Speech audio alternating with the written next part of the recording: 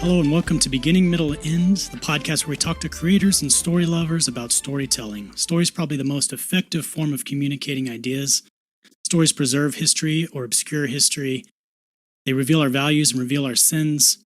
Stories make us laugh, make us cry. They make us feel things and see things. A story is half dream and half reality. And stories are my favorite things in the world. I'm Shane, and here with me today are comic book creators Kevin, Joseph, and Ludo. Ludo, bonjour. Comment c'est-vous, votre prénom? Ludo. Très bien. Perfect. And last name? Sallé? Sallé.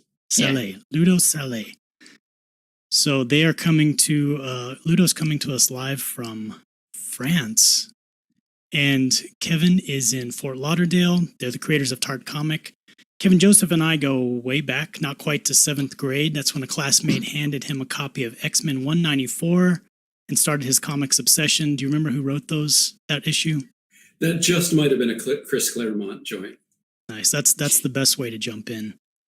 You live in Fort Lauderdale, Florida with your wife and daughter. They indulge your need to match words with images and create something new for the world to enjoy. Ludo is a French artist living in France, creator of Hell Strawberry, co-creator of Tart, all-around magnifique person. Thanks for joining me today.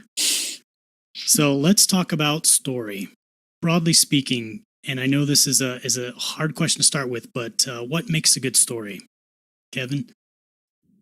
I think that if your emotion has changed from when you start the story to when you finish reading or watching the story, I think it's a good story.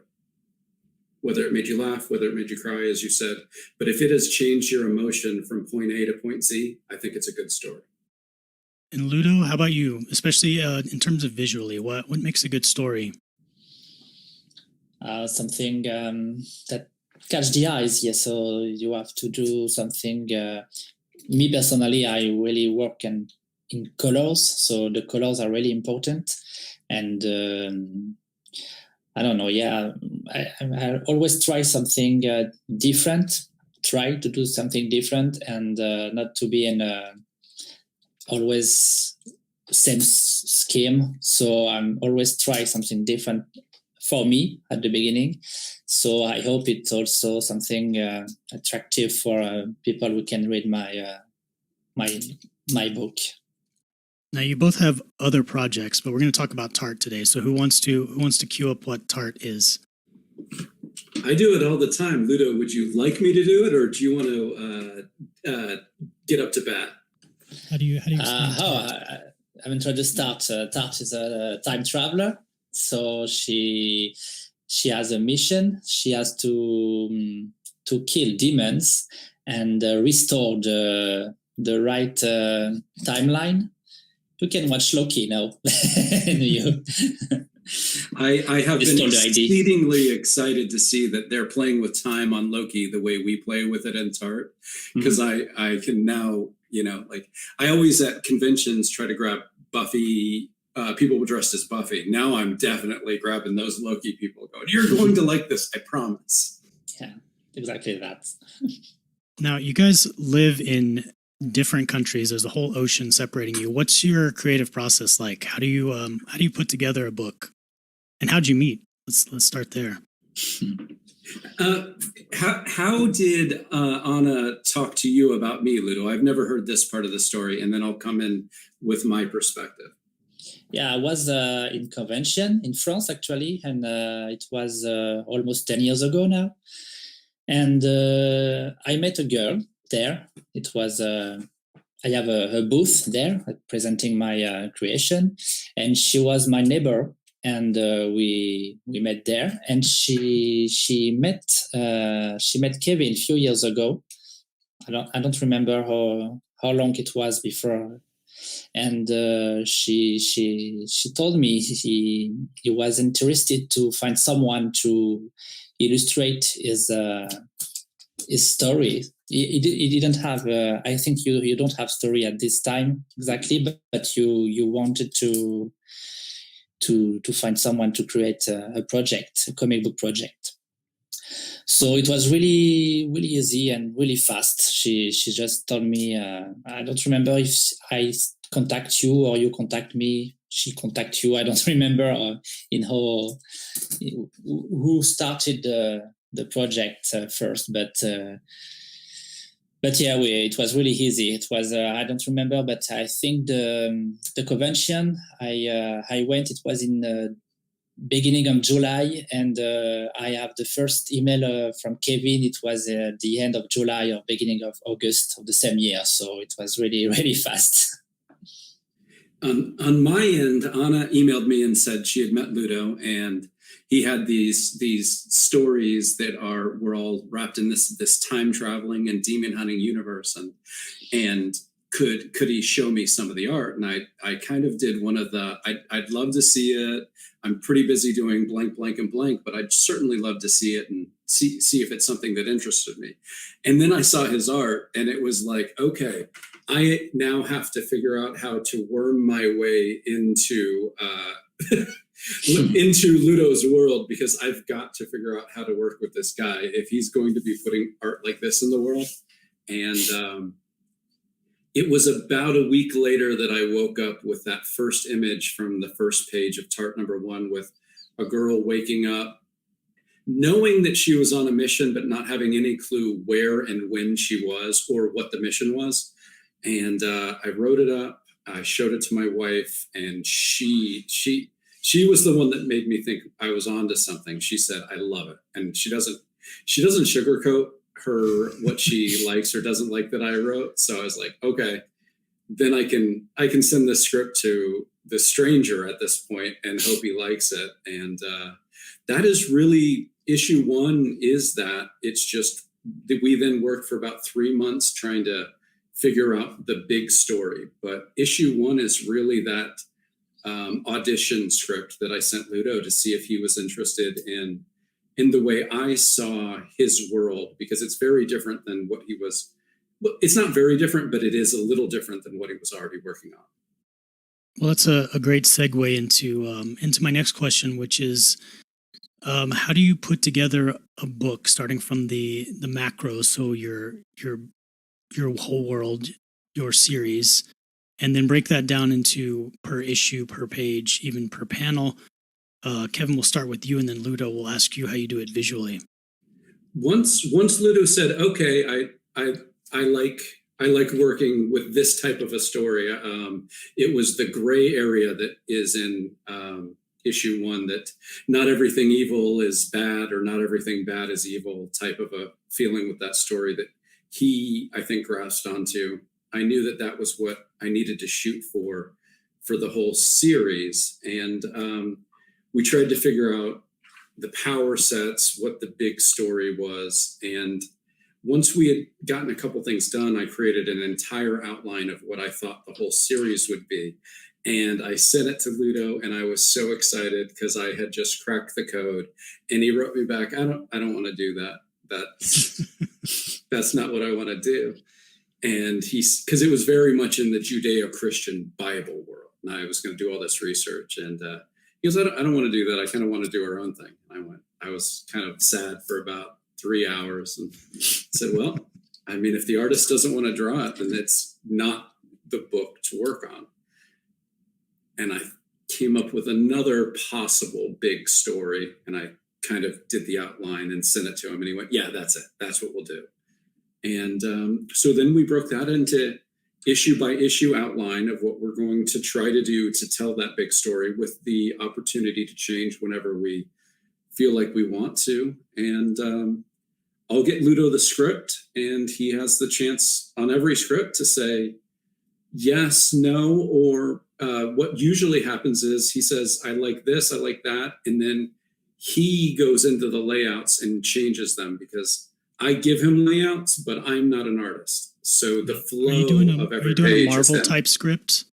That's like mostly plot. Are you have dialogue? Are you full scripting? It's full script, because I don't know how. I've still never figured out how much a page fits without actually drawing panels to see. Poor Ludo, I'd probably give him every page would be 20 panels if I did it Marvel style. And how do you what about a page and a panel? Are you thinking in terms of that kind of detail when you write each script? I am, with the caveat that he can always change it. Okay, Ludo, how about you? How did you approach the series as a whole? Because you kind of built off of Hell Strawberry, which was an existing universe and style, and then you've played around with different styles in issues, sometimes multiple styles in one issue. So how do you approach the series as a whole? How do you lay out a book? How do you look at a page, and then approaching a page as a whole? Or are you building it around a particular panel that you want to really resonate? What's your process? Yeah, it depends because before to meet Kevin, I created Strawberry and I wanted to tell a story, but I'm not a good writer and I need someone to help me. But yes, I have some images I wanted to do, and it was really, it come visually before everything for me, and after I try to write a story around that.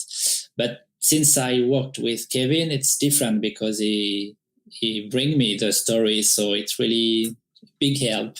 And I think since the first issues, I'm give him more liberty. No, I'm less annoying with what he want to do with the character and the universe.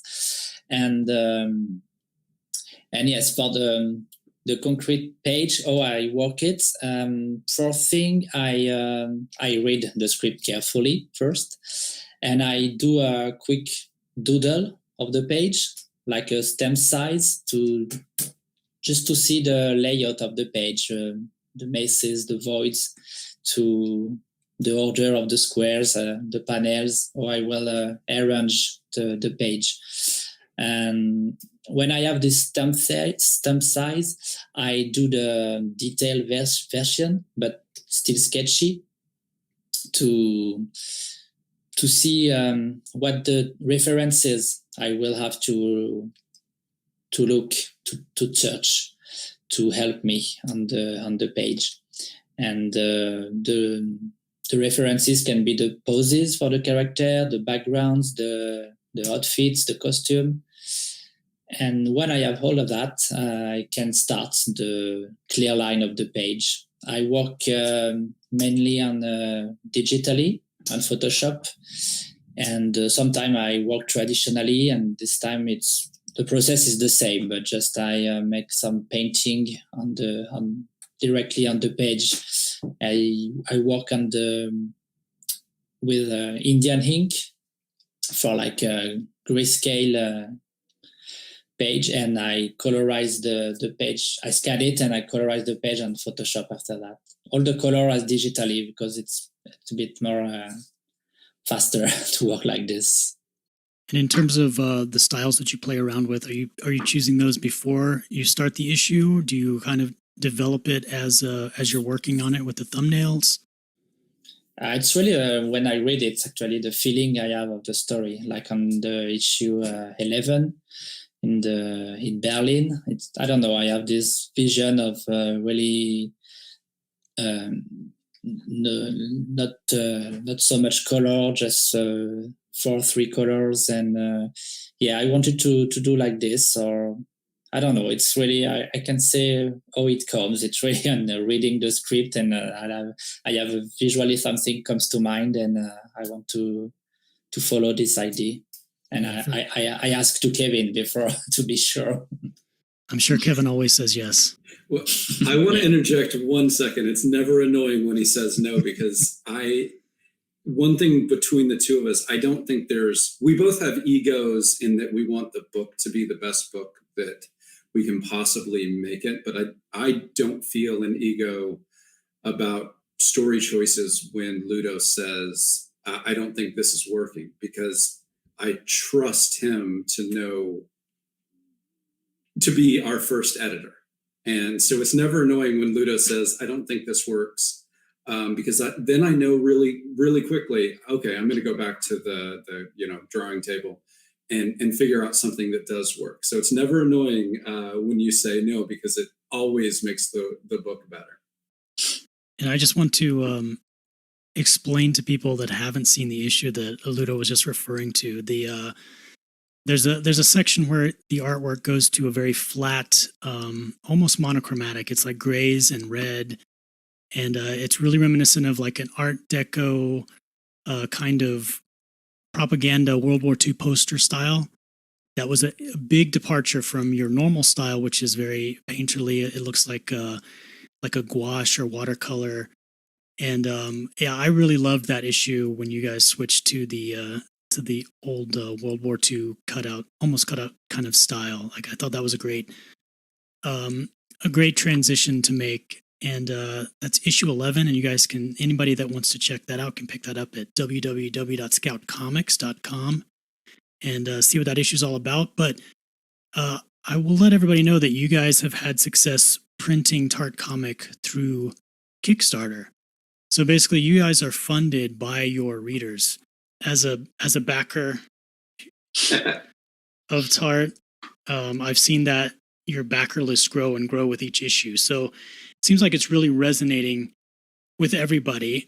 So with the benefit of hindsight, what did you guys do right from the beginning? And if you started Tart over again today, what would you both do differently? What we did right was not know how difficult this journey actually is. That's what we did right. Because we kind of jumped in. Is that your dog in the back? That's my dog. I think my wife is back from the grocery store. He does not like her to leave. He doesn't care if I leave, but he doesn't like her to leave. So I'll just keep talking through him. No, if I knew how hard it was to do this, I don't know that I would have had the joy of doing it. So I would say ignore everyone who says it's hard. But what I would do now is Tart would not be a 40-some issue maxi series, which is what we originally envisioned. It would be a 4-issue miniseries followed by a 4-issue miniseries, followed by a 4-issue miniseries. Because being able to finish a miniseries or a one-shot in this day and age is just so much easier than continuing on. But because of our Kickstarter backers, we have been able to, they've been like the wind at the back, that when it's hard and when it's a slog, you're like, well, we've got 300 or 400 or 500 people that are waiting. So I guess I need to stay up an extra hour and I need to write 2 pages. And so short and sweet is what I would do different if I started again.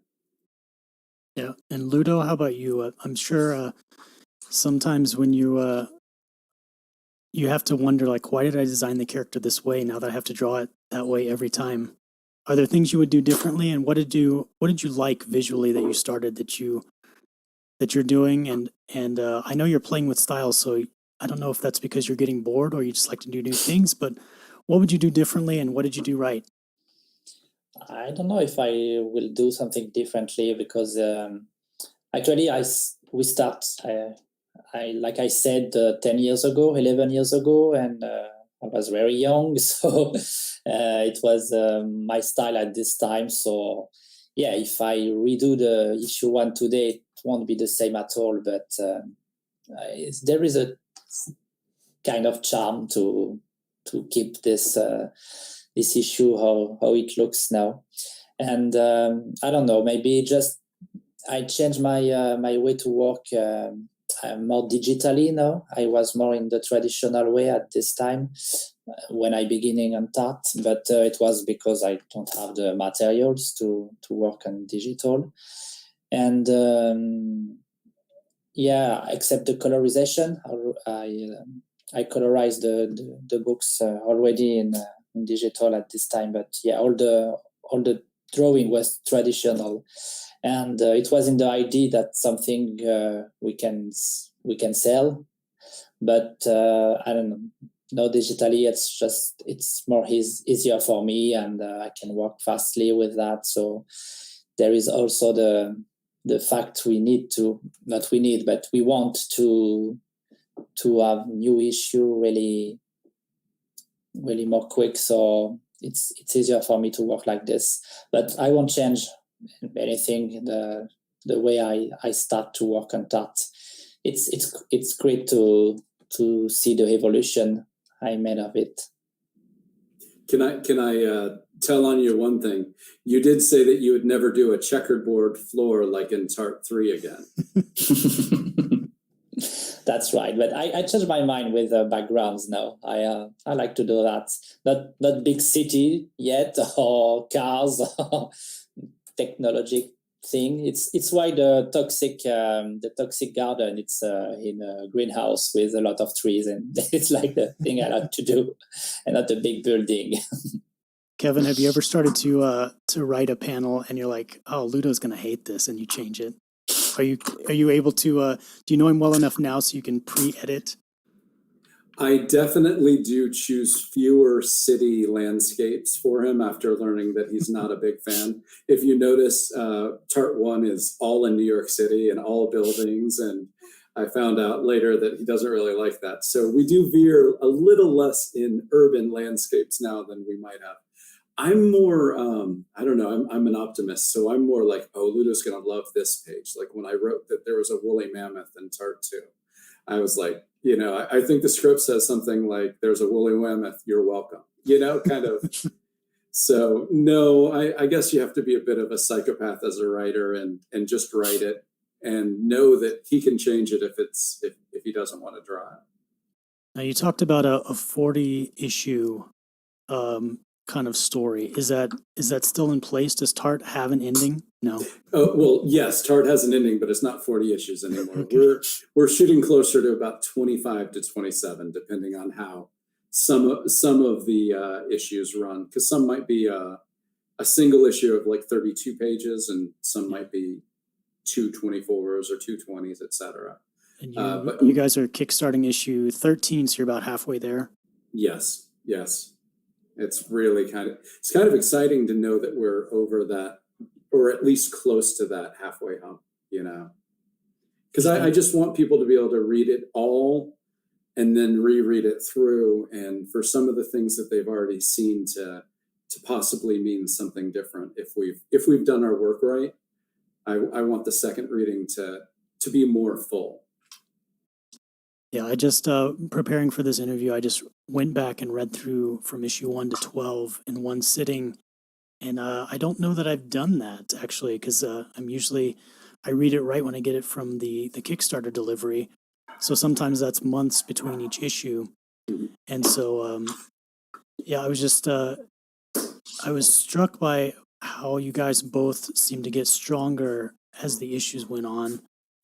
And that Ludo got to take a break at issue 6, and I feel like issue 7, when he came back and did the art for that, was probably one of my favorites in terms of his work. So it seems like you guys have grown a lot. I didn't realize until Ludo just said it. Has it been 10 years? Have you been writing this book 10 years?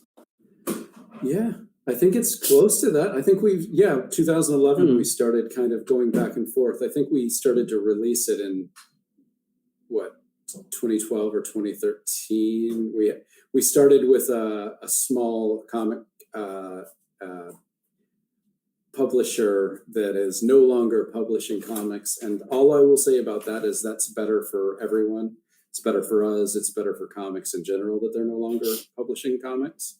But we learned a lot from some of the mistakes that we saw that were made, and some of the mistakes that I signed off on being new and, you know, naive. And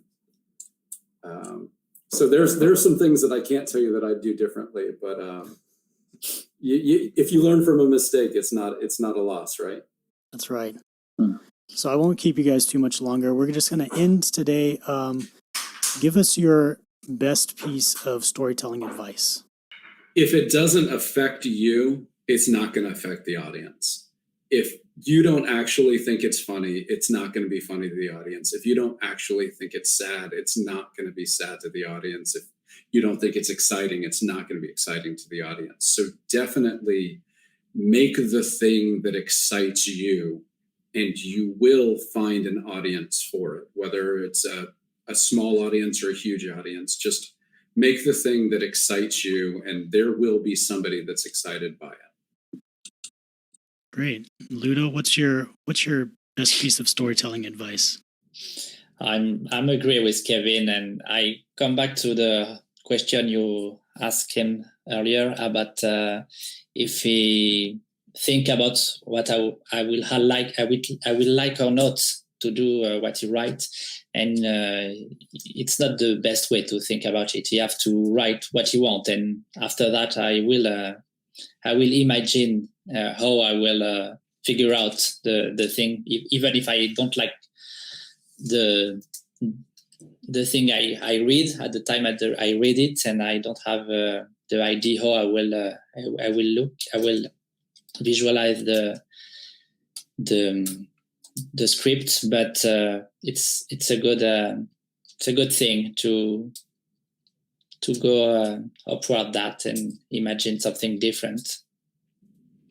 And Tart 13, I know I was having a very difficult time writing it because it was first envisioned to be 2 to 3 issues in our original 40 issue outline. And I really thought we could tell it in one to kind of get everything we needed for the micro story and the macro of the big story in. But I couldn't get the story. But knowing Ludo's strength of adapting styles gave me the way to tell the story in one issue. And that's, we're telling this from 2 different perspectives. Tart is narrating on the left side of the book, and you're seeing how she sees the story. And we have another narrator telling the story on the right side of the book. And we were able to kind of skip a lot of the little stuff going from narrator to narrator there. But I knew I could only do that because I had an artist like Ludo who could give 2 completely different styles, and it would still work. So I do know what his strengths are, and I do work towards his strengths, but I probably ignore what he doesn't like, sometimes. Well, thanks a lot for both of you to talking story with me today, especially Ludo coming from France. And thank you. Having an interview in your second language, not your first language. Sorry for the mistake. Everybody, if you want to pick up Tart, their Kickstarter will launch soon for issue 13. And you can go to www.scoutcomics.com to pick up current and past issues. Thanks for joining me, guys. And it was a great chat. My pleasure, and it's always great to see your beautiful face again. I'm gonna have to grow some facial hair for the next one, so I can fit in with you guys.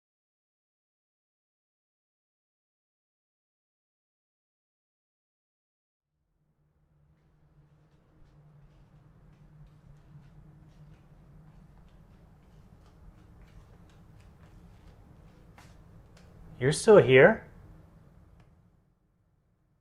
I didn't think you'd make it this far.